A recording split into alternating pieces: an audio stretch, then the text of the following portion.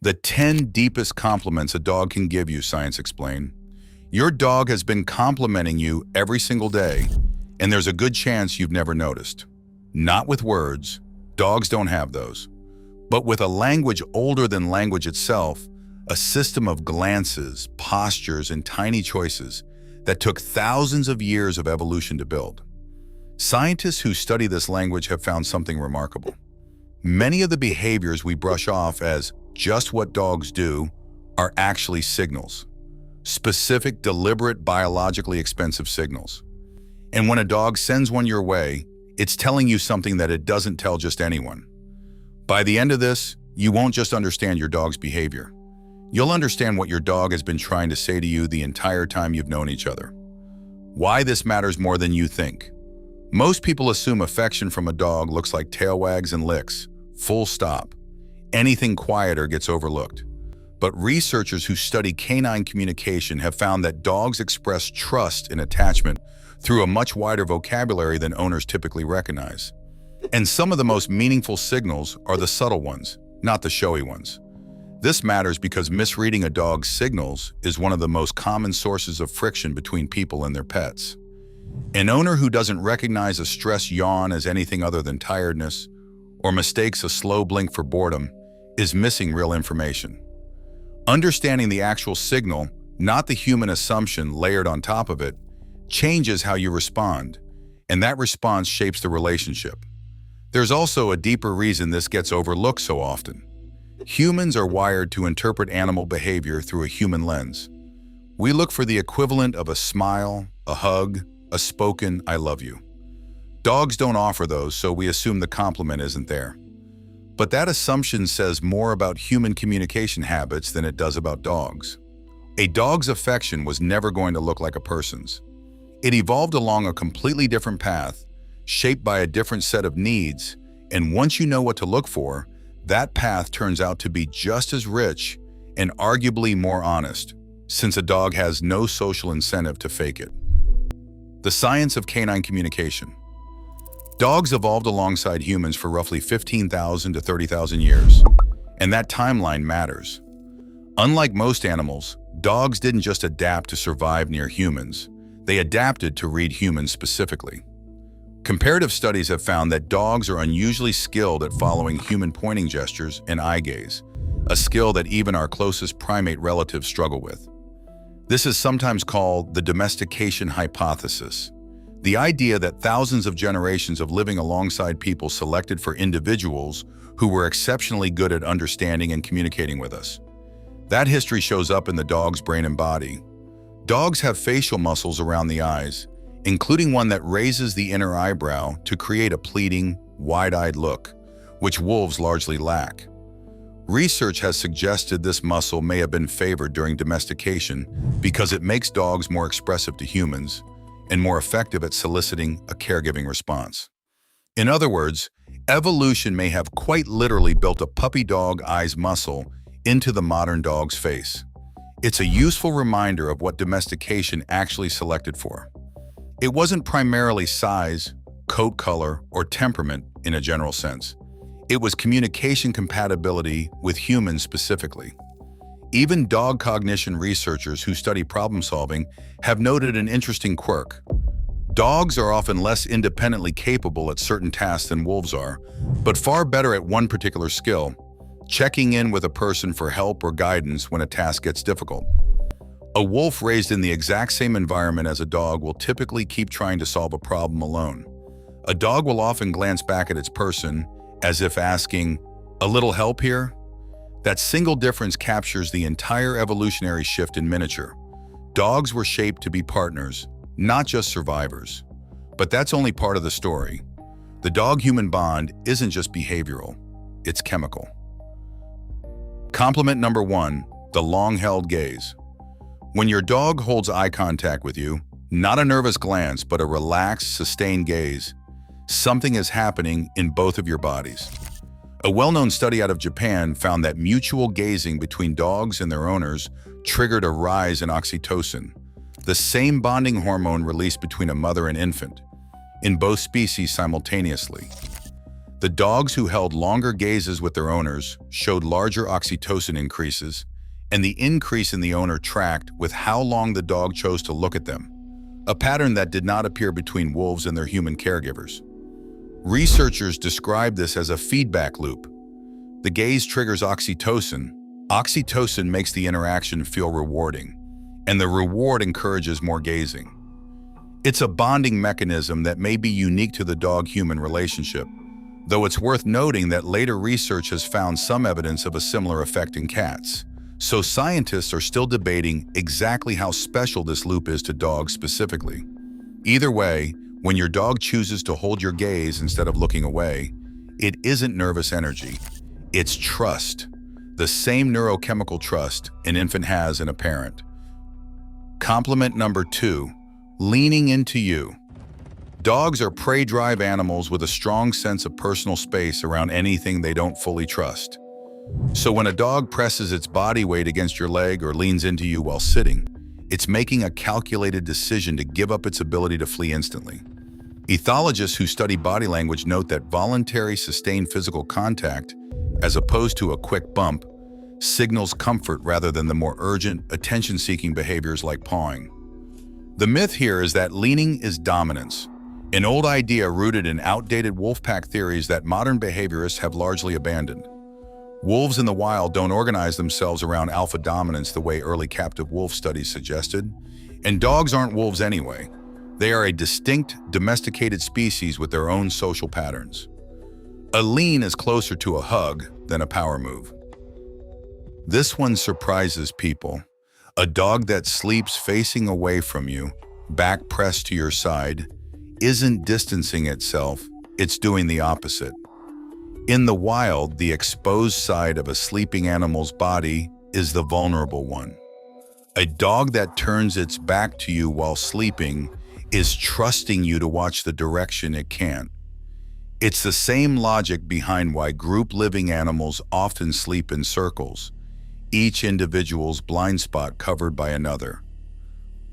Compliment number 4, bringing you their toy and not letting go. Most owners assume a dog dropping a toy at their feet is an invitation to play fetch. Sometimes it is, but behaviorists who study object carrying in dogs point out that some dogs bring items to trusted people specifically to be near them, not to initiate a game, a behavior sometimes described as showing, rooted in the same impulse that makes a young child want to bring a parent something they are excited about. The toy is not the point. Proximity is. Borrowed from cat behavior research but increasingly studied in dogs too, a slow, relaxed blink directed at you, especially paired with soft eyes and a loose body, is a low-stress signal. Dogs use blinking and eye softening as part of a broader set of calming signals, first cataloged extensively by Norwegian dog trainer Turid Rugas, that communicate, "I am not a threat, and I don't perceive you as one either." A dog that slow blinks at you across the room is in effect telling you to relax. Compliment number 6, following you from room to room. Some owners find this endearing, others find it a little exhausting. Either way, the term for it, Velcro dog, undersells what's happening. Attachment researchers have adapted human-infant attachment experiments, like the strange situation test, for dogs, and found that dogs display genuine attachment behavior toward their owners. They explore more confidently when their person is present and show measurable stress when separated. A dog shadowing you around the house isn't clinginess for its own sake. It's proximity-seeking behavior rooted in the same attachment system human infants use with caregivers. But that's only part of the story. Researchers have also found meaningful individual variation. Some dogs show what looks like a more secure attachment style, exploring confidently even when their owner briefly leaves. Others show more anxious patterns. This isn't a flaw in the dog. It often reflects a mix of genetics, breed tendencies, and early life experience. Think about the last time you moved to a new room to work, and your dog got up, stretched, and resettled near you without being asked. That's not habit. Functionally, it's the same behavior a toddler shows when it periodically returns to a parent's side while exploring a playground, checking that the secure base is still there before continuing to explore the world. Compliment number 7, the full body wiggle. Everyone knows tail wagging signals excitement, but researchers have found the story is more precise than that. A study on tail wagging asymmetry found that dogs wag with a slight bias to the right side of their body when they encounter something positive, like their owner, and a bias to the left when they encounter something they find threatening. Other dogs who observed these asymmetric wags responded differently depending on which direction, suggesting dogs are reading each other's tails with more nuance than humans typically do. So a tail wag alone doesn't tell the whole story. It's the wag combined with loose hips, a relaxed mouth, and that unmistakable full body wiggle that adds up to unfiltered joy. A stiff, high, fast wag can actually signal arousal or agitation, not happiness. One of the most common misreadings owners make. Compliment number 8, yawning when you yawn. Contagious yawning is linked to empathy in primates, and multiple studies have found dogs yawn in response to human yawns more than they do to random mouth movements, particularly when the yawn comes from someone familiar. Some researchers have proposed this reflects a rudimentary form of emotional contagion, the same underlying mechanism thought to contribute to empathy in humans. The research is still developing, and scientists debate how much emotional depth to read into it. But the pattern itself, dogs catching yawns specifically from people they know, has been replicated enough to be taken seriously. Compliment number 9, choosing to nap near you instead of alone. Given the choice of an entire house, dogs consistently choose proximity to their person over comfort alone, even when a soft dog bed sits empty across the room. Studies using awake, unrestrained fMRI scanning have found that the scent of a familiar owner activates the reward center in a dog's brain more strongly than the scent of any other person or even another familiar dog. That's a striking finding. Of all the smells in a dog's remarkably powerful nose, and a dog's sense of smell is estimated to be tens of thousands of times more sensitive than a human's, yours ranks at the top of the reward system, ahead of other dogs, ahead of strangers, ahead of food odors in some versions of these experiments. Put another way, in a world absolutely saturated with information a dog's nose can detect, your scent isn't just familiar background noise. It's flagged by the brain as something worth paying special attention to every single time. Compliment number 10, the guilty look, which isn't what you think. Here is where popular belief and science diverge sharply. Most owners are certain their dog knows it did something wrong because of that classic head down, ears back, avoiding eye contact look. A well-known study tested this directly. Owners were told their dog had or had not gotten into forbidden food, sometimes accurately and sometimes not, and then asked to judge whether their dog looked guilty. The dogs displayed the guilty look based on how the owner scolded them, not on whether they had actually broken the rule. Dogs who were innocent but scolded looked just as guilty as dogs who were guilty and scolded. What is actually happening is something arguably more touching, not less. That posture is an appeasement signal, a response to your tone, body language, and mood. It means your dog is so attuned to you that it can read your frustration before you have finished the sentence, and it is trying to diffuse the tension. It is not confession, it is emotional responsiveness to you specifically. What you should actually do with this. None of these behaviors are things to train into your dog. They emerge naturally from trust that is already being built. What you can do is respond in ways that reinforce them. Avoid punishing a dog for showing appeasement signals like a guilty look, since punishing what is already a stress response tends to erode trust rather than teach a lesson. Notice the quiet signals, the slow blink, the sustained gaze, the deliberate lean, and treat them as the deep compliments they are, rather than overlooking them in favor of louder behaviors like jumping or barking. And when in doubt, remember that context is everything. A stiff tail wag, a yawn, or averted eyes can each mean different things depending on the rest of the body language around them.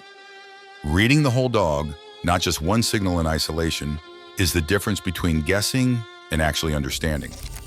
A practical habit worth building is to spend a week simply watching without trying to change anything. Notice which of these 10 signals your own dog uses most and in what situations.